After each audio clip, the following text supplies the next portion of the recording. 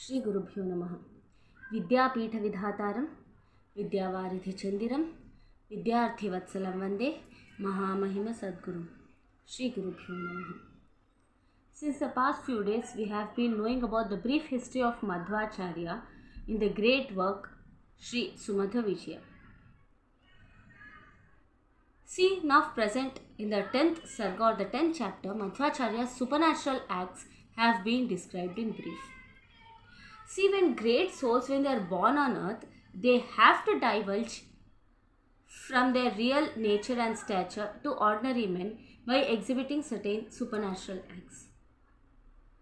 After returning from Badri the second time, Madhwacharya directly arrived to the Chola Empire. This Chola Empire actually, according to Chelari Acharya's Tippani, it is referred to as Parshurama Kshetra. This Parshurama Kshetra, according to our today's geography, it lies between the lower part of Kerala in the on the border of Travancore and the Udumalpet district of Coimbatore. Here actually a small history also lies. In this place, Madhwacharya lifted a heavy boulder and put it between the Travancore bridge, between the Travancore and Udumalpet in the neighboring province, and this boulder actually acts as a bridge between the neighboring provinces. It is also named as Madhwacharya Perai. Once in the same place, even Madhwacharya met a great ruler by the name Ishwara Deva. He was very arrogant and he never listened to anyone. He wouldn't do things advised by anyone. He always did the things which came in his mind. Such person, he got affected by the explanations, by the thoughts of Madhwacharya, and he acted accordingly upon the acts given by Madhwacharya. From this we can say Madhwacharya could make any person act according to him. In this North Indian trip, Madhwacharya had to cross the river Ganga in order to reach the neighboring area. It was already evening and there was no boat found nearby. So all of them had their change of minds, change of plans, so that they tried to pass the river the next morning. But Madhwacharya's thoughts were always variant. He simply asked all his devotees to catch one another's hand, and he himself was holding the hand of his first member in his retinue. They safely crossed the river, and the stunning part here is not in a single thread of their cloth was drenched. The military guards over there witnessed this and they explained whatever they have seen to their ruler. The Muslim ruler of Delhi that time, when he himself asked Madhwacharya as how could he make it possible. Madhwacharya simply explained, Lord Narayana himself carried his hand and made him cross the river.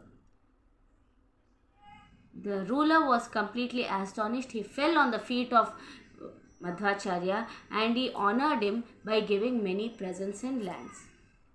See, when we read this Sumadvijaya, we come across many instances where Madhwacharya and his group were attacked by robbers and thieves.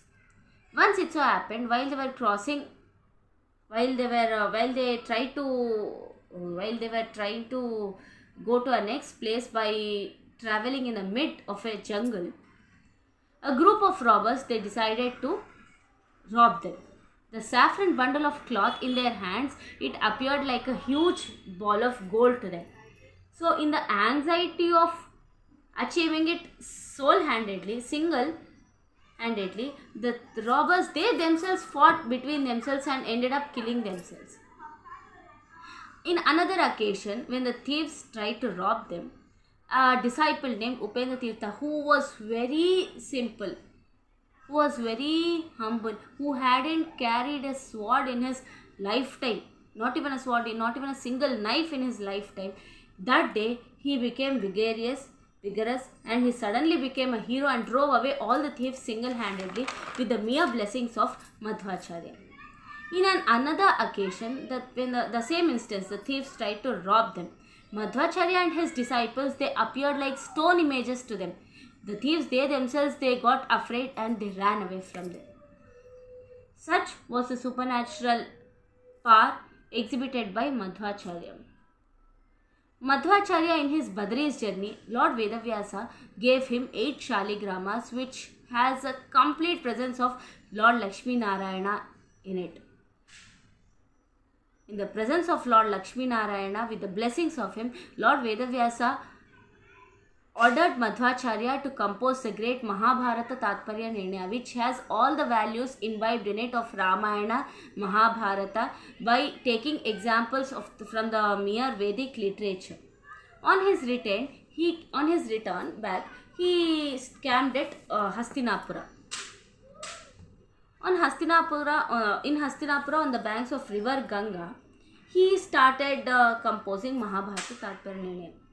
Goddess Ganga Devi itself, she herself was very much pleased with the work of Madhwacharya. She disguised herself as a beautiful young lady and fell on the feet of Lord Madhwacharya.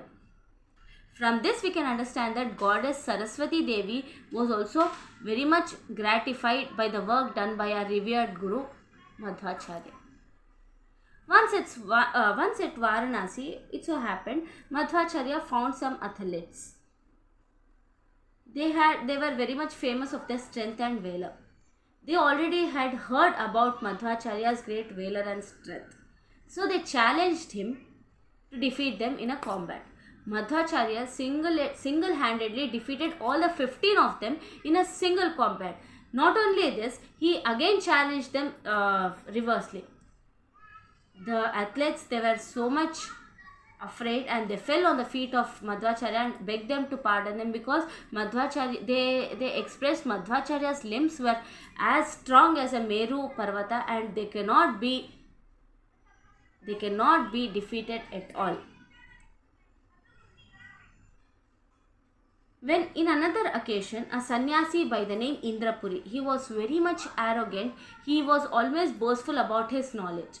So upon knowing the arrival of Madhwacharya, he simply asked Madhwacharya to explain the meaning of Jnana. At that time, he was working on the discourse Karma and Jnana. Madhwacharya simply in a sentence, he explained. He gave the meaning. He explained the sannyasi. See, if one has no Jnana, then how could he understand the meaning explained by me? It was a sabha full with many scholars coming from the various parts of the country. All of them were shocked. Later, with utmost peace, he went on proclaiming the value of Jnana and along with the same time condemning Ajnana, that is ignorances as understood by the Mayavadis and other groups of people, by quoting the texts given in our Shastras and Vedic literature. Another time, Madhwacharya, when he was traveling, he arrived to the place of Kurukshetra, the place where the battlefield where the war between Pandavas and Kauravas happened. There he exactly showed his devotees where the elephants and other horses were placed, where he used his gada, where the Arjuna's chariot was placed. All these were explained by him. From this we can understand he was a Trikala Jnani. He completely has a knowledge about the past, present and future.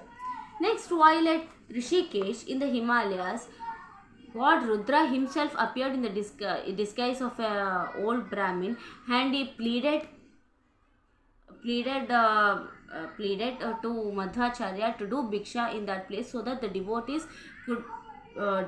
could express their heart out there. Madhwacharya understood. He did bhiksha at Rishikesh, and all the devotees over there, they were very much happy with the arrival of their Guru.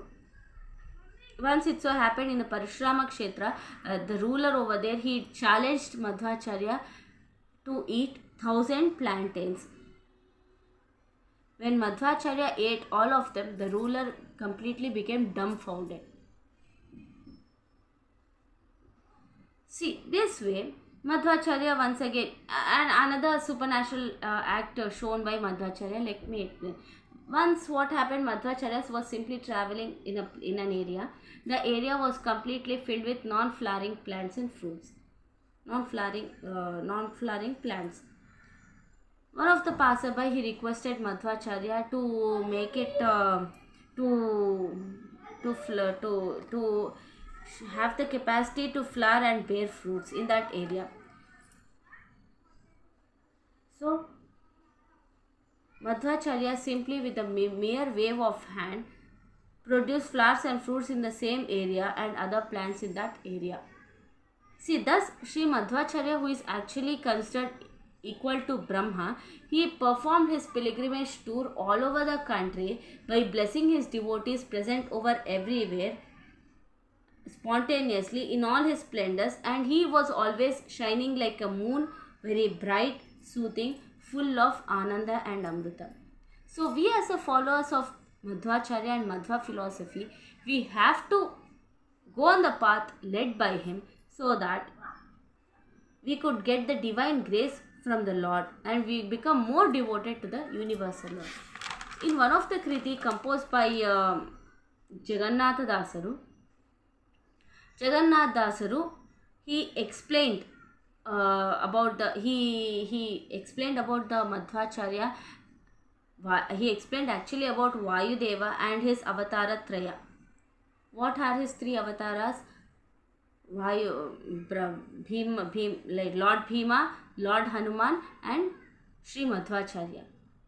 The song goes this way. Namo Namo Daya Sindhu, Namo Namo Bhakta Jana Bandhu, Namo Namo Gunashila, Namo Namo Bhavyanga, Namo Namo Arigaja Singha, Namo Namo Jagadvyapta, Namo Namo Namita Janarpita, Namo Namo Sukhatirtha, Namo Namo Muloka Karta, Namo Namo Gurukula Tilaka, Palisu Yenna Tamahara Dura Shoka, Sajjanarige Amita Modadayaka, Shri Bhu Durga Ramana, Jagannatha Vittala Bhaktadika.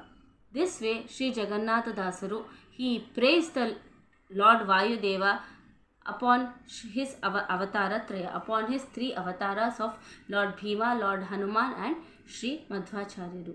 Shri Krishna Arpanamastu.